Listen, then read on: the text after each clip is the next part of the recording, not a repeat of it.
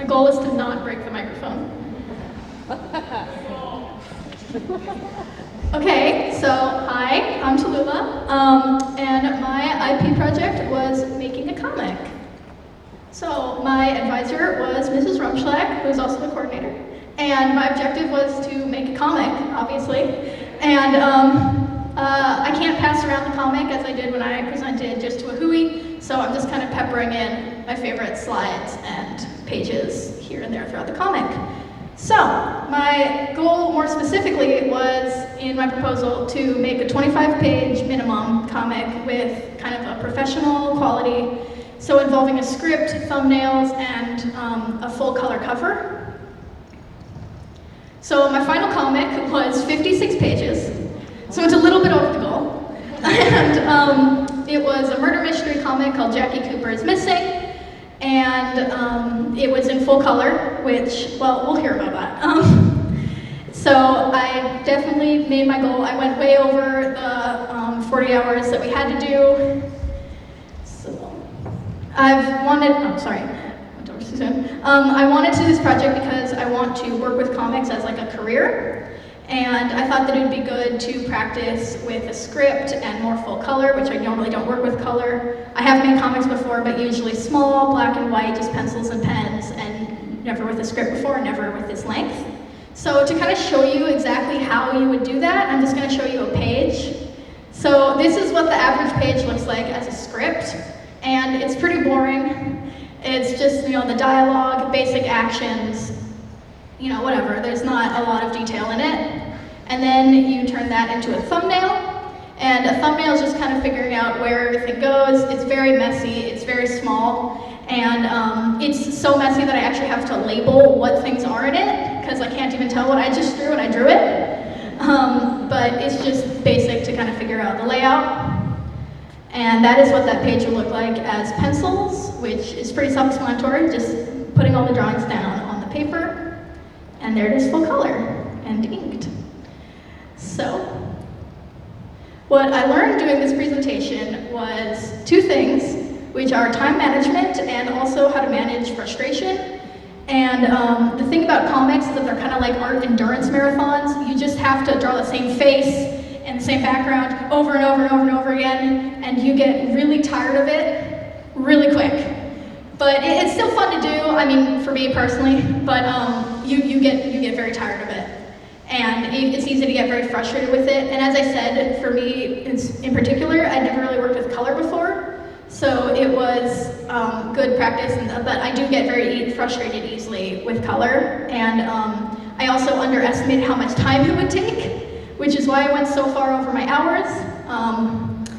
But it was good to do because I also got more practice working with different kinds of supplies, which I normally wouldn't work with. I used markers to color it, and I actually used non-waterproof markers so that I could blend them with a paintbrush and water. And I also used liquid ink and a fountain pen, which I haven't really worked with before. That's actually my second fountain pen, because my first one decided to be a jerk and broke, which was a lot of panic, because I only had one. But it turned out okay. And also, liquid ink looks really bad here, because this is my pictures from when I spilled it everywhere, which is horrible. But I actually really liked working with it, and I'm definitely going to work with it more. Color, I got a little sick of, so maybe if I do another comic this length in the near future, I'm not going to do any color, because that I got pretty sick of that, to be honest. It was good practice, I'm glad I did it, but liquid ink I definitely liked working with. Another good tip I learned is don't use it when you're really tired, because you spill it, and then you like wipe it up, and you get it in your eyes, and it hurts, and then you can't get it off your hands for like 3 days. As I said before, I can't pass around the comic to kind of let you see what the pages look like, so I just put in a few of my favorite ones.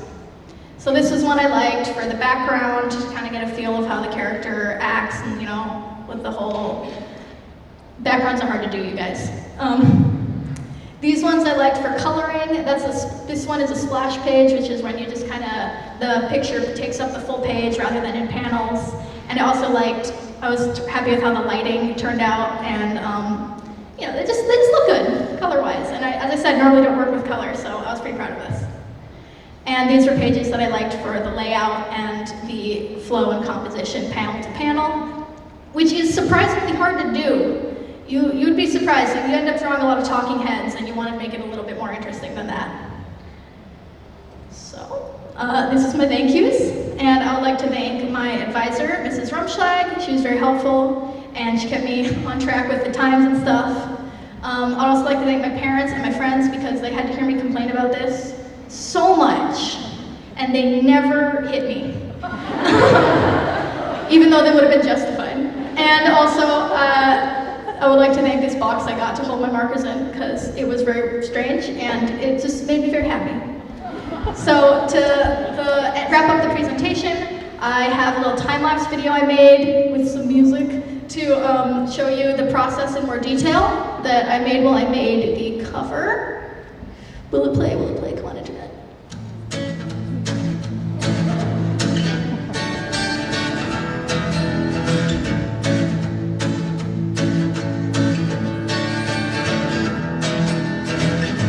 I know that you can see that demon as the rest in his towers on high, making us run after his pennies most of our lives, and there ain't nothing we can do now, 'cause we all got to survive. Sitting down here riding from deep inside, I'm singing dream, just dream for me, I'm singing dream, just dream for me, I'm saying dream, just dream for me, 'cause I believe that these chains, they are growing weak. Yes, I believe that these chains, they are growing weak. They're growing weak. They're growing weak.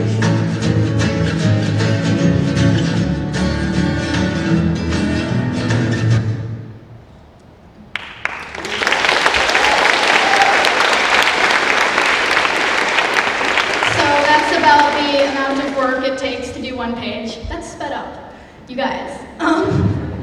So if you have questions, think of them, but don't ask them yet, because we're doing questions at the end, and that wraps up my presentation. Hi everyone! So for my IP, I did Learning Vietnamese and Digital Stories. My name is Malaya Caligtan-Tran, or if you pronounce it correctly, Jung. My advisor was Ms. Huang, and then my outside advisor was Hugh Feng. So before I start, I'm going to do a little activity with everyone, so I'm going to need you guys to get comfortable with the partner next to you. So right here, we're going to learn how to introduce yourself to other people. So usually when you say hi to someone, you say Xin chào. But when you want to greet someone, you have to greet them according to their age. So if you kind of look at the person next to you, according to this chart right here, you can kind of see how you would refer to yourself in reference to them. And just a little background information, you usually do this to show a sign of respect because Vietnamese language is very kind of patriarchal. So it's very kind of influenced by the family structure. So I'm going to give you 10 seconds, maybe 20 seconds, look to the person next to you and kind of guess, how would you greet them?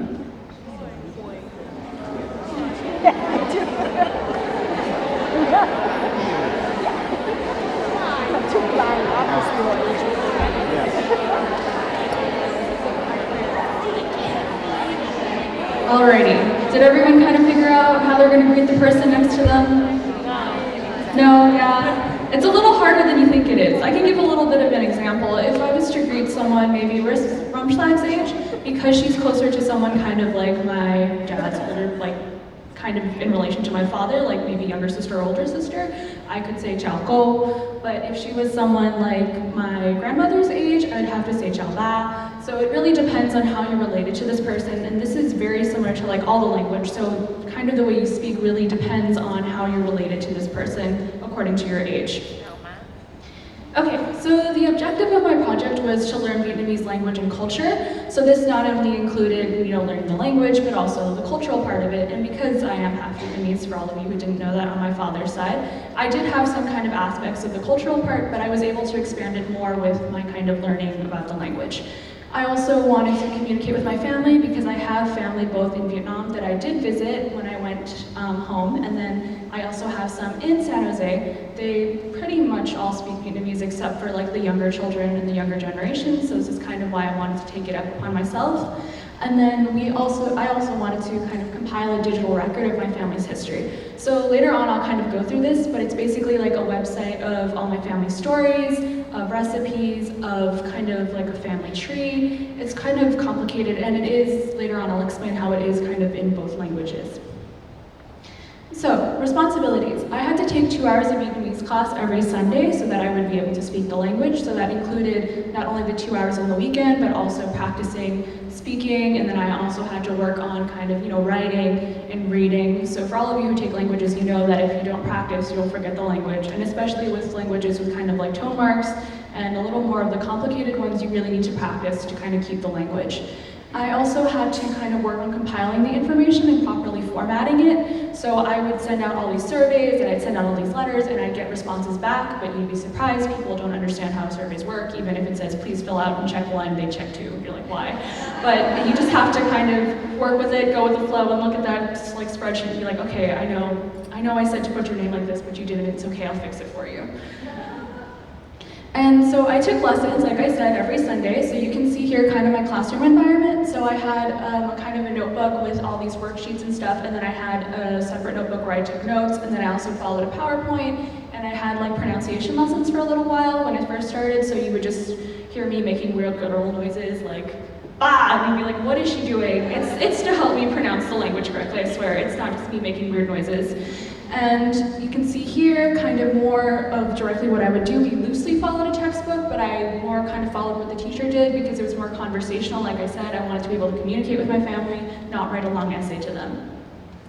And then you can see here my survey and letter. So like I said, everything was in 2 languages. So my survey here, you can see on one side it is in Vietnamese, and then on the other side it's in English. So I asked questions ranging from what's your name, when were you born, to what's your aspirations in life, or how many children do you have, do your children speak Vietnamese, what do you feel about living in America. So the questions were very ranging, and depending on kind of which family I was asking, so I did kind of have to make a dual version for my family living in Vietnam that spoke Vietnamese, and then my family living in San Jose that spoke Vietnamese as well, so they were able to understand it, because I have some family who have English as their second language, but it's not the language they speak the best.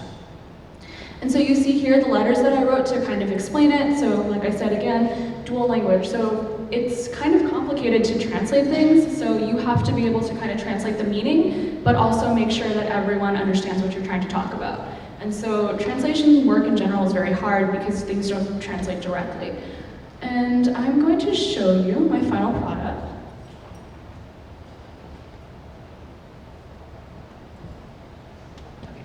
So, since I have some more time, I didn't get to do this with my Hui presentation, but you can see here, this is kind of a map of Vietnam. It's not complete. You can see my family right here. It's from Nam Dinh. So it's up kind of near Hanoi for people of you who know your geography. And I'm going to give a little kind of spiel about what's on this website, but since I do have time, I'll go a little bit into directly what I have on it. So you can see here, I have profiles. So it's one of my family members. She didn't know she'd be being shown to a school today, so I mean, don't tell her that. But you can kind of see like her dreams and her kids and stuff like that. And then I also have, under these profiles, I have videos. So for some of our elders, they're not so great with technology, so I actually had some of the younger people, not only in my family in California, but also in Vietnam, kind of film them and answer these questions. So actually, I won't play this for you because they're kind of long, but if you click on this information part right here, you can actually see the translation. So I did translate the videos that were in Vietnamese to English, so people, if they were curious and wanted to watch it, they could actually read this transcript.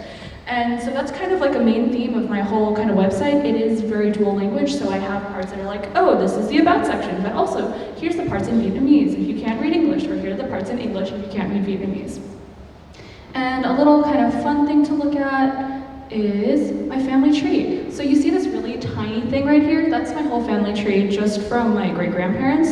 So it's kind of long, so I have different parts of it because some people had 5 children who also had 5 children who had more children.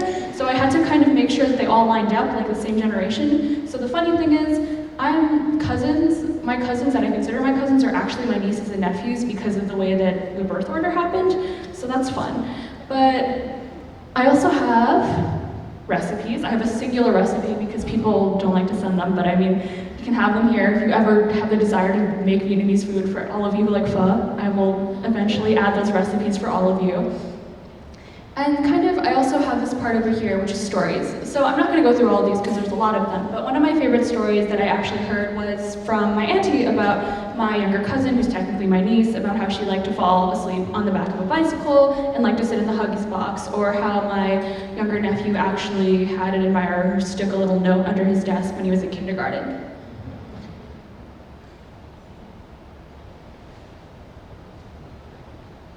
Okay, so the knowledge and skills that I gained. So I gained some kind of limited speaking and comprehension skills, so maybe I can tell you what the nail lady, or I can maybe order Vietnamese food for you. Not the greatest at it, but I can probably listen and be like, oh yeah, I know what they're saying, but I'm not the greatest at speaking. I have some cultural knowledge that I didn't have before. I was able to kind of make languages with my culture, because I'm also learning Mandarin, for all of you who know that. It's kind of very similar. There's a lot of history with that, so that was kind of cool for me to be like, oh, it's totally not super weird for me to speak this language, because whoa, it's over here too, and whoa, it's over here too. So there was a lot of kind of crossover that was really exciting for me. And then I also learned translation skills, which, like I said, is very hard. Translation is not fun, especially when people speak with kind of dialects. People like me, or people just in general, will be like, and people will say that when they speak, but you don't know that, and they use different words, so you're trying to translate what they're saying, but you also don't know if they're just making a pause and just kind of putting in something in there, kind of a part of their speech pattern. I also learned how to edit a website. Oh my god, formatting is painful for everyone who did any kind of formatting website things. You know that it's really hard because everything moves once you move something else. And then I also learned how to work with surveys. Like I said, surveys are hard. Okay, and things I learned. So I learned responsibility. So for all of you guys who are choosing to do IPs next year, or not choosing what topics you have to do on your IPs next year, responsibility is important because you have an advisor, but your advisor isn't there to be like, you need to do this, this, and this. You kind of need to be on top of it yourself, and they're just there to check in along the way. So I learned that I need to kind of take these things upon myself and do it, especially because I was balancing AP classes and I had other committees, so I had to make sure that I fulfilled all my hours and fulfilled all this kind of work to get my final product. I also had to work on time management. Like I said, I had to make sure that I made all these hours and make sure that I didn't go crazy and slept enough to survive. And then I also had to work on consistency. Like I said, you have to practice, because if you don't practice, you're not going to be speaking the right language. I can tell you how many times I've mispronounced something and she's like, you're saying a bad word. Please stop and fix your translation. That's not what you're supposed to say. So I've had to work on that too. And communication. I've learned that if you want to get something done, you kind of have to be irritating. You have to email someone at least 10 times to be like, hey, did you get my email? Did you get my email? Did you get my text message? Did you get my Facebook Messenger that I sent you? So I was persistent, but I did get a lot of responses, as you see.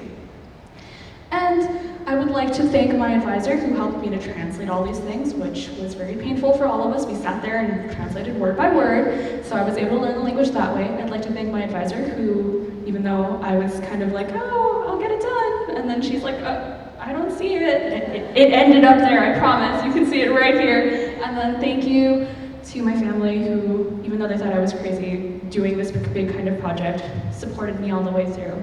And before I end, I'm going to teach everyone one more thing, how to say thank you. So next time you go to a Vietnamese restaurant or something, you can try out your newfound skills. So if you can repeat after me, Cảm ơn.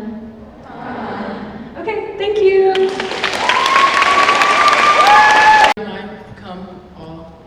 Kia ora, hello. My name is Julia Noelani Santiago Ashraf, as it says on my slide. And my presentation is about the Maori culture. And my project is called The Cultural Crossroads of Art and War, a Maori Perspective, and my advisor was Dr. Wow, that's a lot. So if you don't want to read it, just listen to me. So why did I choose this independent project? I wanted to find something that intrigued my interest, as well as expand my knowledge of other Pacific Island cultures. I've always found the Maori culture very interesting, specifically the poi, as you see on the floor.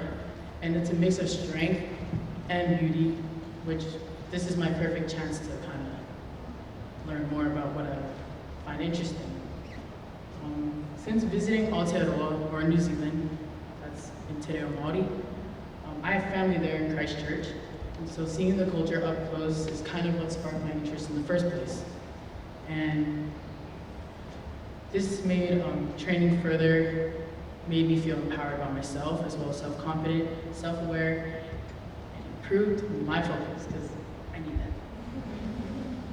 that. The traditional versus the modern poi. So the traditional poi was made out of ki'i, which is a flax, and attached to the end was a stone. And you swung to test the reaction as well as improve your skill for men and women for war. And more modern is men and women, it's like more women as you see, use this as a form of traditional song and dance. My preparation for the multicultural study. So my outside advisor was more of a Hanai grandma, and if you're gonna do an independent project, which takes a long time, choose something that you find interesting. Don't choose something because you're running out of time. It helps you more if you do something that you love compared to something that you're forced to do. So my grandma, as you can see, she's right there. My grandma. Her grandpa was one of the people who built the Māori village in the Polynesian Culture Center as one of the original people. So she kind of hooked me up with a job in the Māori village, which was my main method of study, as well as held meetings with my outside advisor and inside advisors. So I had to set up the meetings and times for that. I learned Te Reo Māori, which is the Māori language, some of it, and I practiced for 50 hours. 50 hours. So,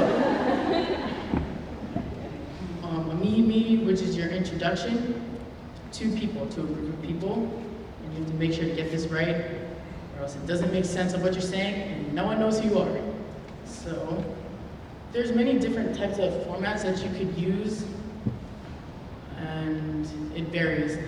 But one that I've used is the name of your boat, which is your waka, your mountain, which is your maunga, your river, your tribe, your sub-tribe, because you all know Polynesian families are big and strong, and your name. So, this is mine. So, my mihi. Ko Julia Ostravao, ko Iosepa Te Waka, ko Ko'olau Te Maunga, ko Anuhulu Te Awa, and ko Laie Te Iwi. Practice makes perfect, guys, or relatively perfect. So this is me in my backyard, and they're not the same picture. It was just in the same night. As you can see, I'm practicing with 4, and right here is an example of one of my practices, which was in the middle of the lobby in the Marriott in Laie. And that's my grandma, that's her best friend, Uncle Percy, and that's my Auntie Jerisha. And we're just in a corner, just chilling. Final rehearsals. So I had videos, but they're kind of long, and I wanted to more showcase what I have learned instead of showing you guys a video. So you'll see that later. And Whakawhitai Koi, which means thank you very much to Dr. Pan, my mom and my dad, my grandma, my Auntie Shar, my Auntie Jerisha, my Uncle Percy, my sister, and Polynesian Culture Center. Also, you all for sitting and listening to what I've done for the past 50 hours. And now, can you guys hear me? Yeah. So now I'm gonna kind of show you what I've learned. So you have to make sure that what you're doing matches the rhythm that you're trying to go, right? So, and make sure that everything is on time. Like this. Wow.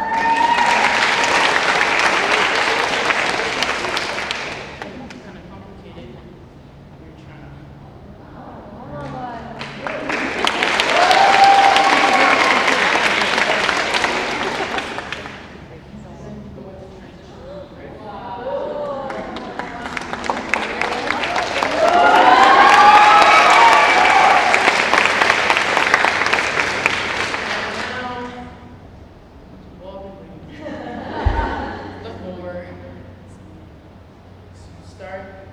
Oh my God. Pick it up.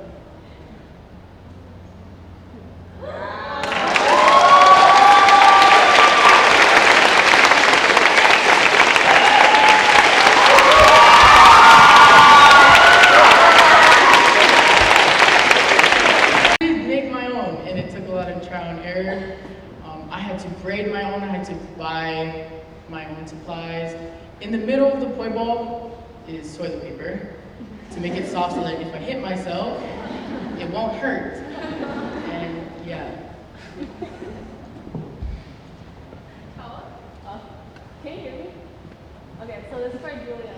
So being a strong Polynesian woman and not just learning your own culture, but the Malaya culture, how has this influenced you and made you learn more about the Polynesian?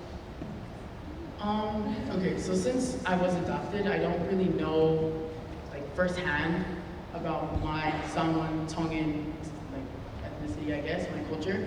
And so I thought doing an independent project on something I kind of found kind of similar, which it is very similar because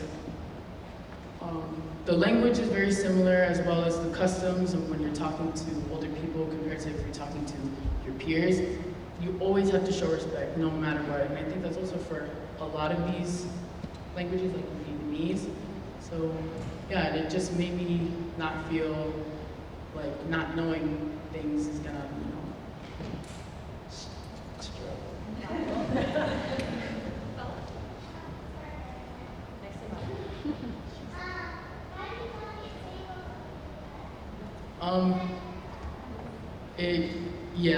it takes a lot of practice, and you need to know that it is frustrating to kind of not get things on your first try, because we all know if we want something, we want it, right? No, for this, you have to build your skill, and you have to be careful as well as you have to do this over and over and over again for repetition, like a bit like with Talulah for drawing and learning Vietnamese. It takes repetition, and yeah.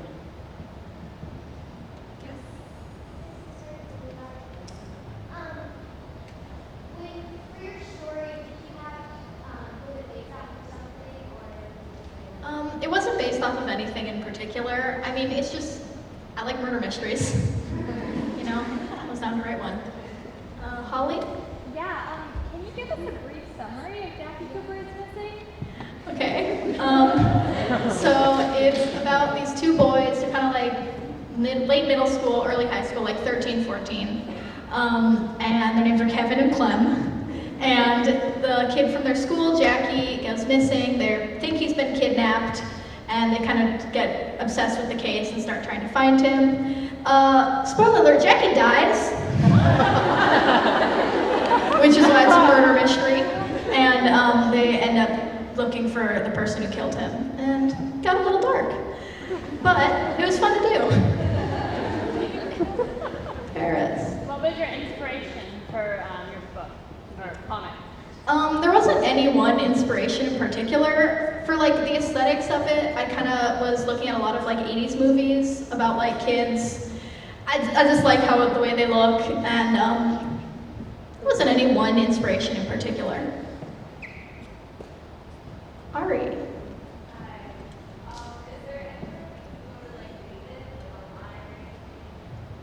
Not at the moment. I'm gonna upload it and post it soon, but I didn't get it back that long ago, and I've been pretty busy, so I haven't had a chance to upload it. Scanning something up and uploading it takes way longer than you'd expect. So, yeah, I'll get to that eventually.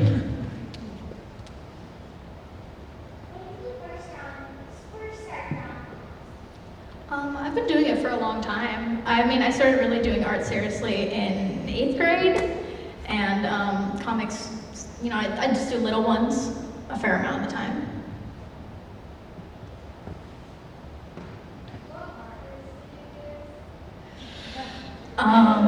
What was the brand name? I'm sorry, I don't remember the brand name off the top of my head. I got them at Fisher though, if that helps. They're having a sale.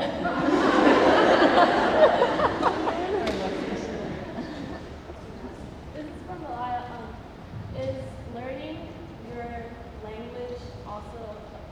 part about learning your culture? So is learning language a big part of learning my culture? Is that the question? Yes. Okay.